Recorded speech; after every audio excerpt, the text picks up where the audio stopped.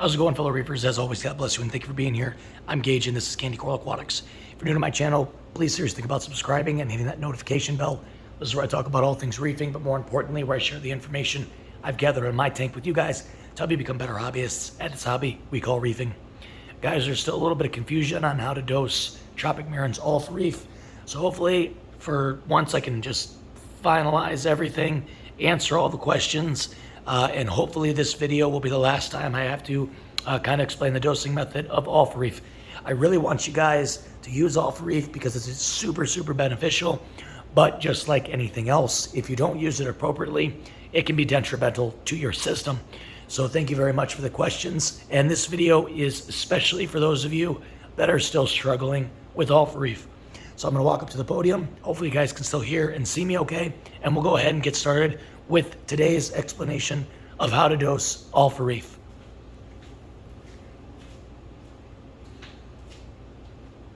All right, everybody. So as I mentioned before, there's still quite a bit of confusion out there about how to dose Alpha Reef. So hopefully I can sum it all up in today's video. It is a great product to use. I highly recommend it, and I want all of you to have the ease and benefit of dosing Tropic Marin's Alpha Reef, but only if you know how to do it. So the first thing I did is I went online to Bulk Reef Supply and I looked up Tropic Marin Alpha Reef dosing instructions. So here are the instructions right here. Start with a daily dose of 5 milliliters of Alpha Reef per 26 US gallons. Increase the daily dosage by continuous control of alkalinity weekly by 2.5 milliliters per 26 gallons of aquarium system water until a constant carbonate hardness of 7 to 9 is reached. I like to say 8 to 9, give yourself a buffer. Also, I've been a little bit conservative about this, pretty conservative about this. I usually increase it by about a half a milliliter to a milliliter. It is safe to increase it up to 2.5 milliliters per week.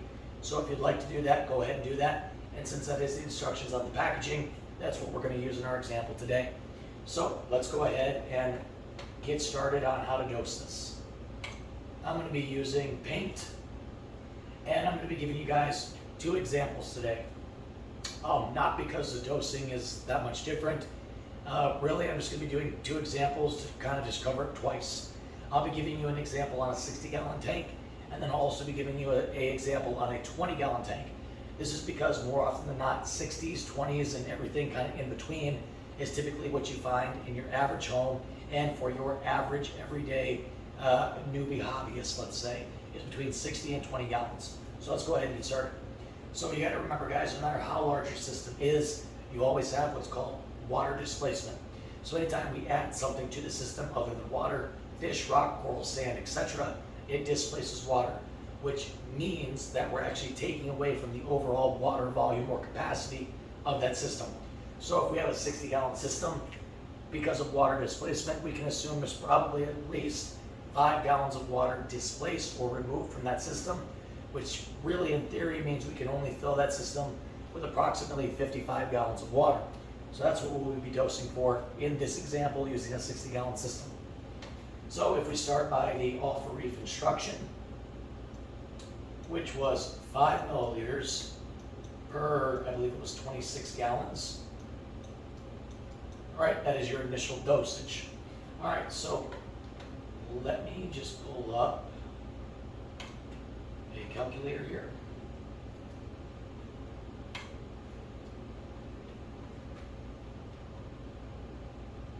All right, so 5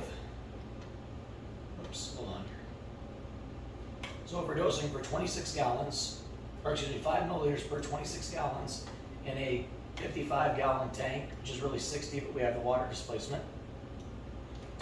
26 times 2 gives us 52 gallons. That's pretty darn close, and that's what we'll use. All right, so we're going to be dosing for approximately 52 gallons. Okay, so that's going to be 10 milliliters, right? 5 times 2 is 10, 2 times 26 is 52. That's pretty darn close. So our first dose is going to be 10 milliliters, okay? And we're going to do that every day for 1 week, okay? After 1 week, we are going to test. So let's say we started off with a DKH of 6. All right. After dosing 10 milliliters for 1 week, we retest, and let's say our DKH is 7, just for easy math. Well, we want to be between 8 and 9. So we now have to increase the amount of alpha reef that we are dosing. And how we do that is we take what we are dosing, which is 10 milliliters, and we add an additional 2.5 milliliters to that daily, which would give us a total dosage of 12.5 milliliters.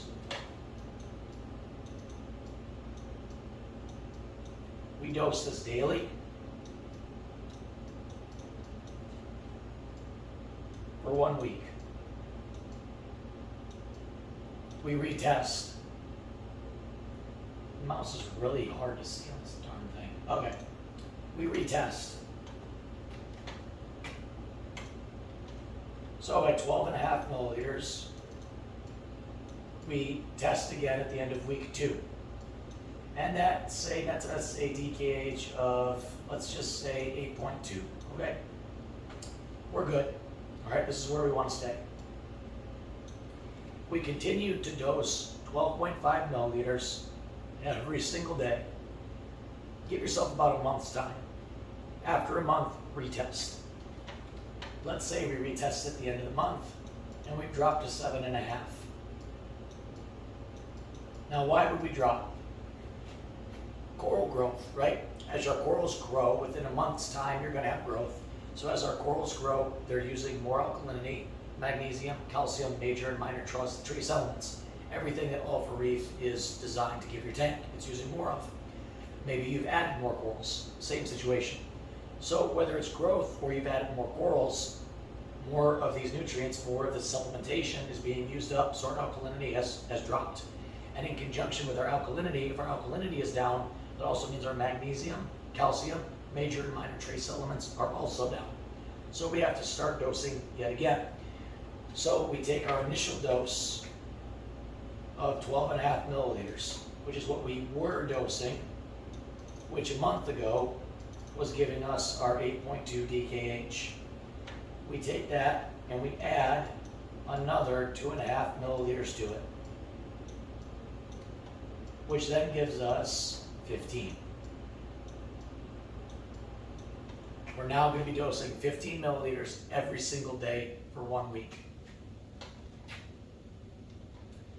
All right, after 1 week, gosh dang it, I lost my mouse again. Okay, after 1 week, we retest. And let's say we're back up to, that 8.2, 8.3 area. We're good to go.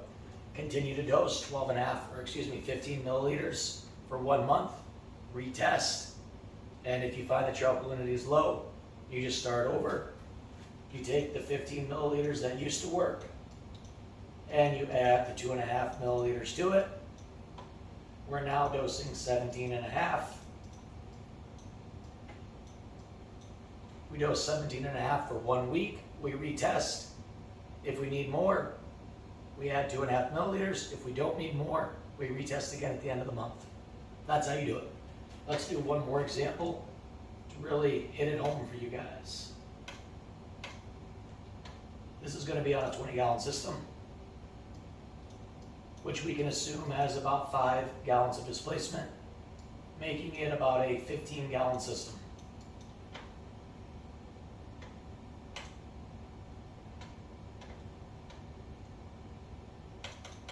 Okay, we are going to be dosing the initial 5 milliliters per 26 gallons. So since we've got a 15-gallon system, we're probably going to be in the ballpark of about 3.5 milliliters. I think that would be safe. Let's start there. Okay, so it's 5 milliliters per 26 gallons, so let's start off at 3.5. I think that would be just fine. So after a week of dosing 3.5 milliliters, let's say our alkalinity it's a small system, it's probably going to be okay. Let's say it's 8.5. We're going to continue to dose 3.5 milliliters per day for 1 week. We're going to retest at the end of the week. let's say, or excuse me, sorry, this is going to be for 1 month. I apologize, not a week, for 1 month. The reason we're going to a month is because we started off at 3.5. We tested at the end of the week. At the end of the first week, our alkalinity was 8.5 DKH. We continue to dose 3.5 milliliters per day for 1 month. At the end of 1 month, we're still dosing 3.5, but we've added more coral, or we've had some pretty good coral growth, and now 3.5 milliliters is only giving us a DKH of 7.5. Well, what do we have to do? We have to increase our dosing, increase the amount of milliliters used. We do that by adding 3.5 to 2.5, which gives us 6 milliliters per day for 1 week. Okay? At the end of 1 week, we retest. 6 milliliters, let's say, gives us a DKH of 8. Now, you can leave it here if you want. My suggestion is you increase it one more time. We do that by taking our 6 milliliters and adding 2.5 to it, which gives us a total of 8.5 milliliters. Okay? We now add 8.5 milliliters to our system.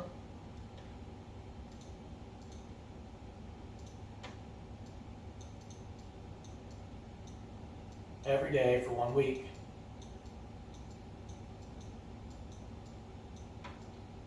At the end of 1 week, we retest. Our alkalinity is 8.7, let's just say. I really don't know what it's going to be, guys. That's why we test, but these are just rough numbers. Okay, what do you do now? You leave it alone, right? So we're going to continue to dose 8.5 milliliters for 1 month. Every day for 1 month. At the end of 1 month, we're going to retest. For example purposes, let's say our alkalinity is down again. So we need to take our 8.5 milliliters we were dosing, and we need to add another 2.5 to it, which gives us, my math is correct, 11 milliliters per day. And you just repeat the process. 11 milliliters per day for 1 week, retest. If your alkalinity is good, continue to dose 11 milliliters for 1 month. Retest. Increase if you have to. Leave the same if you have to. I hope, guys, that this has shed some light on any other questions that you have. And I really hope that this is going to get you guys moving in the right direction to dosing all reef, because it really is an amazing product. If you guys have any more questions, leave them down in the comments below. I'll try to help the best I can. But really, guys, this is going to be the easiest way that I'm going to be able to explain it. I'll be throwing out another poll probably today, so get your votes in on what you guys would like to see next. Until next time, guys, take care. God bless.